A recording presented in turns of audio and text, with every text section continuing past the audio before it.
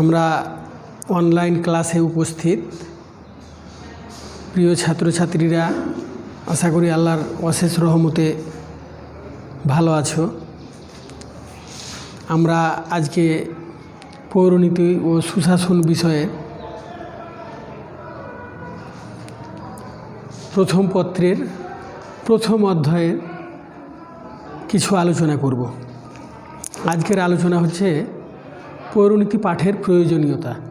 আমরা কেন পৌরনীতি পড়ব, পৌরনীতি আমাদের কি কি জ্ঞান দেয়, পৌরনীতি পাঠে আমরা কি কি জানতে পারি, এই দিকগুলো আজকে আমরা আলোচনা করব।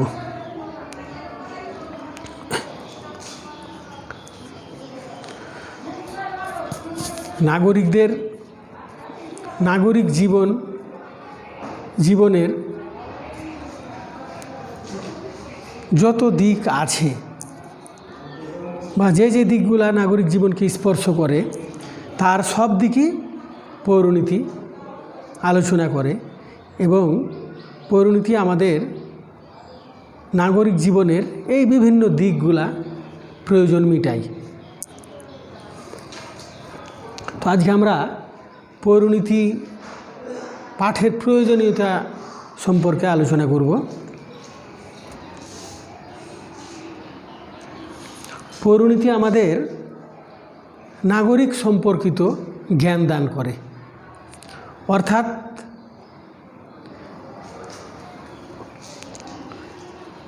কিভাবে নাগরিক হওয়া যায়, কাকে নাগরিক বলে, কিভাবে নাগরিকতা বিলুপ্ত হয়, অতীতে নাগরিকতার রূপ কী ছিল, বর্তমানে কেমন আছে এবং ভবিষ্যতে কি হওয়া উচিত, আমরা নাগরিক কাকে বলবো, নাগরিকের প্রকৃতি, কিভাবে সুনাগরিক হওয়া যায়, এই ইত্যাদি দিকগুলা সম্পর্কে আমাদের জ্ঞান দান করে। এইগুলো আমরা পৌরনীতি পাঠের মাধ্যমে জানতে পারি। তারপরে সুনাগরিকতার শিক্ষা দান করে, অর্থাৎ সুনাগরিক হচ্ছে একটা রাষ্ট্রের সম্পদ। কিভাবে সুনাগরিক হওয়া যায়, সুনাগরিকের গুণাবলী কী কী, সুনাগরিকতা অর্জনের পথে কি কি বাধা বিপত্তি আছে, এইগুলা থেকে উত্তরণের বিভিন্ন উপায়, এই দিকগুলা সম্পর্কে আমরা পৌরনীতি পাঠের মাধ্যমে জানতে পারি, বুঝতে পারি। পৌরনীতি আমাদের এই প্রয়োজন মেটায়, আমাদের এই সুনাগরিক হওয়ার শিক্ষা দেয়।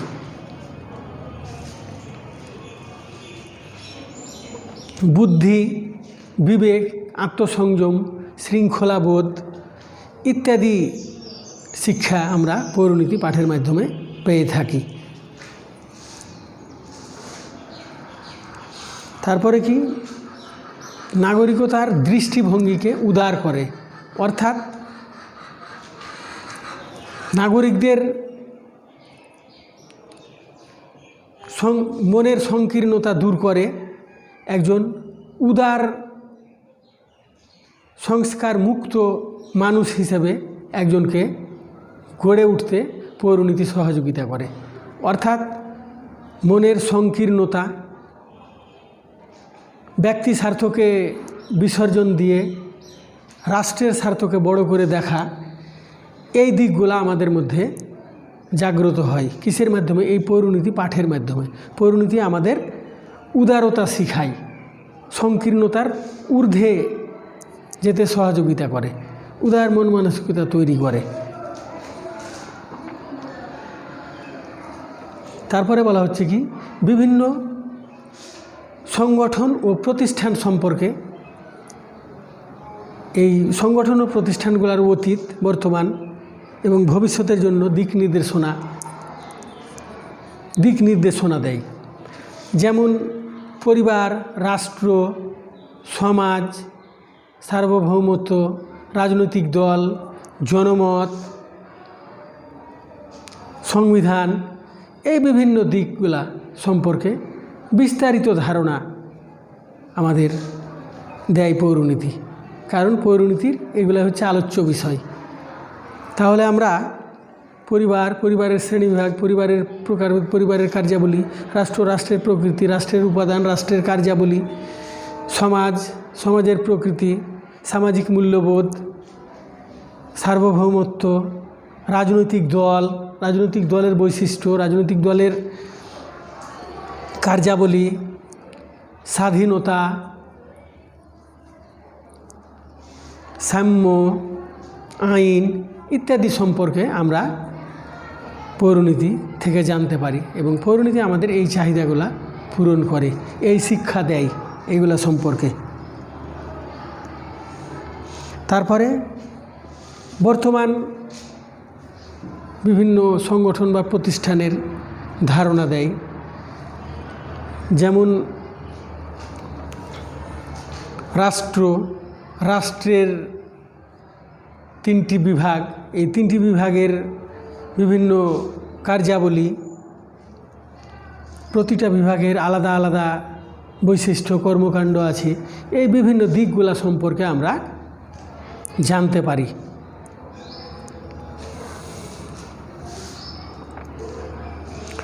তারপরে কি, নাগরিক চেতনা বৃদ্ধি করে, অর্থাৎ একজন নাগরিক কিভাবে সুনাগরিক হতে পারে, তার মধ্যে রাজনৈতিক, সাংগঠনিক বিভিন্ন ধারণা তার মধ্যে দেওয়া। নাগরিকের কি কি অধিকার আছে, তার পাশাপাশি তার কি কি দায়িত্ব কর্তব্য আছে, এই বিভিন্ন দিকগুলা সম্পর্কে নাগরিকদের জ্ঞান দেয়, তাদেরকে শিক্ষিত করে গড়ে তোলে। তাদের মধ্যে নাগরিক চেতনা, একজন নাগরিকের কি কি অধিকার আছে, তার পাশাপাশি তার কি কি করণীয় আছে, দায়িত্ব কর্তব্য আছে, এই দিকগুলা সম্পর্কে পৌরনীতি থেকে আমরা জানতে পারি।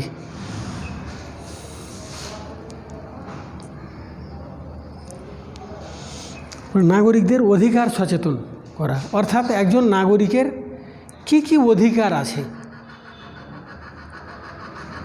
রাষ্ট্রের নাগরিক হিসেবে তার কি কি অধিকার আছে, এই বিভিন্ন দিকগুলা সম্পর্কে, যেমন অধিকার, রাজনৈতিক অধিকার, সামাজিক অধিকার, অর্থনৈতিক অধিকার, এই বিভিন্ন অধিকারগুলা সম্পর্কে বিস্তারিত ধারণা আমরা পৌরনীতির কাছ থেকে পাই এবং আমরা অধিকার সচেতন হতে পারি, অধিকার আদায়ের জন্য সোচ্চার হতে পারি।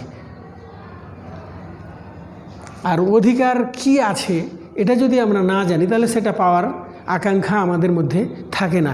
এই জন্য আমাদের কি কি অধিকার আছে, রাষ্ট্র আমাদের কি কি সুযোগ সুবিধা দেয়, এই জিনিসগুলো আমাদের ভালোভাবে জানতে সহযোগিতা করে পৌরনীতি।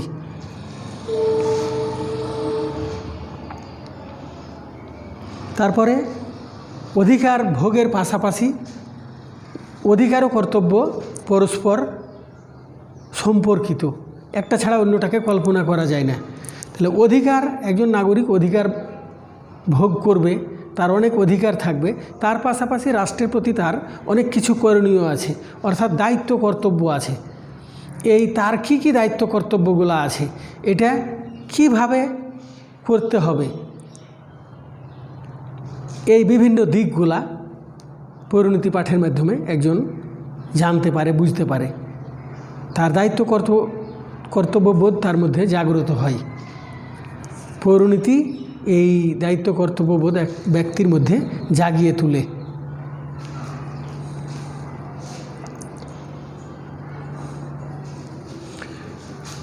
নাগরিকদের গণতান্ত্রিক চেতনা জাগ্রত করে, অর্থাৎ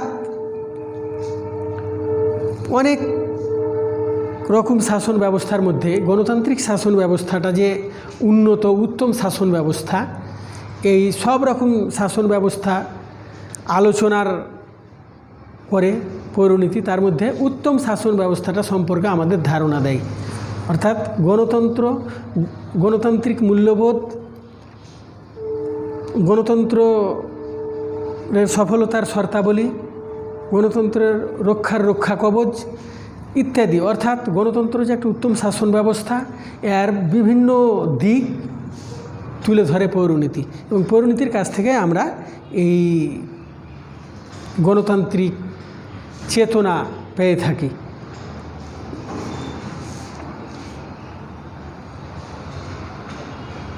আন্তর্জাতিক দিগন্ত উন্মোচন করে, অর্থাৎ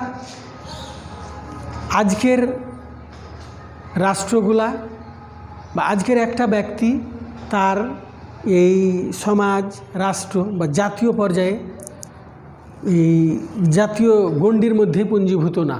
আজকে সারা পৃথিবীটা, বিশ্বটা হচ্ছে একটা পরিবারের মতো, একে অপরের উপর নির্ভরশীল। পৃথিবীটা আজকে বিজ্ঞান ও প্রযুক্তির আবিষ্কারের ফলে ছোট হয়ে আসছে। আমরা বিশ্বের এক দেশের সঙ্গে আর এক দেশ ওতপ্রোতভাবে জড়িয়ে যাচ্ছি বিভিন্ন প্রয়োজনে, বিভিন্ন ক্ষেত্রে। তাহলে দেখা যাচ্ছে যে এই আন্তর্জাতিক যে বিভিন্ন প্রতিষ্ঠানগুলো আছে, সংস্থাগুলো আছে, বিভিন্ন আঞ্চলিক সংস্থাগুলো আছে, এদের উৎপত্তি কিভাবে হয়েছে, এদের কর্মকাণ্ড কী, এদের উদ্দেশ্য লক্ষ্য কী, এরা কি প্রয়োজনে তৈরি হয়েছে, এরা কিভাবে কাজ করে, এই বিভিন্ন দিকগুলা সম্পর্কে আমরা জানতে পারি পৌরনীতি পাঠের মাধ্যমে। পৌরনীতি আমাদের এই শিক্ষা দেয়, এই চাহিদা পূরণ করে, এই প্রয়োজন মেটায়।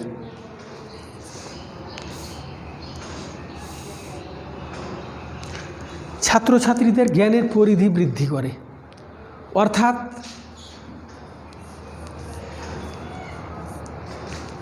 মানুষের জীবনের সঙ্গে সম্পৃক্ত যে বিভিন্ন দিকগুলো আছে বা যে দিকগুলো মানুষের জীবনকে স্পর্শ করে, পৌরনীতি সেই দিকগুলাই আলোচনা করে। একজন মানুষ পরিবারে কিভাবে বড় হবে, তার সামাজিকীকরণ প্রক্রিয়াটা কিভাবে হবে, সে পরিবারের গণ্ডি পের হয়ে কিভাবে বৃহত্তর সমাজে প্রবেশ করবে, সেখানকার আচার আচরণ কেমন হবে, সমাজের পরিবেশ সে জাতীয় পর্যায়ে, রাষ্ট্রীয় পর্যায়ে যাবে, সেখানে তার আচার আচরণ, তার দায়িত্ব কর্তব্য, তার অধিকার কী হবে, এই বিভিন্ন দিকগুলা সম্পর্কে পৌরনীতি ধারণা দেয়। এজন্য একজন ছাত্র তার জ্ঞানের পরিপূর্ণতা আনয়নের জন্য পৌরনীতি পাঠের বিকল্প নেই। পৌরনীতি আমাদের এই প্রয়োজন মেটায়।